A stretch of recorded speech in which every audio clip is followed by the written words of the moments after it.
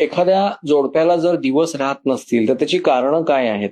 तर पुन्हा ब्रॉडली आपण याला दोन कॅटेगरीत डिफरन्शिएट करू शकतो. एक प्रायमरी इन्फर्टिलिटी आणि सेकंडरी इन्फर्टिलिटी.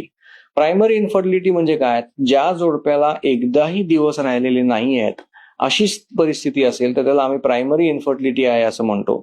आणि एकदा दिवस राहून गेलेत, प्रेग्नन्सी राहिलेली होती, मग त्या प्रेग्नन्सी मधनं मूल जन्माला यायलाच पाहिजे असं नाही. दिवस राहिले होते, it might end up in a miscarriage, it might end up in a preterm birth or any event, but she was pregnant. In that case we categorise them as secondary infertility. आता या दोघांमध्ये differentiate करणं आवश्यक आहे, कारण प्रत्येकाची कारणं वेगळी आहेत आणि त्यामुळे पहिल्यांदाच मी ही डिफरन्शिएट केली तर मी त्या पद्धतीनं त्यांच्या तपासण्या करायला सुरुवात करू शकतो. आणि मग एक कारण जेव्हा आपल्या समोर येणार आहे, मग त्या कारणावरती आपण जेव्हा ट्रीटमेंट देऊ त्यावेळेला ती इन्फर्टिलिटी जाऊन त्यांना प्रेग्नन्सी राहायला मदत होणार आहे.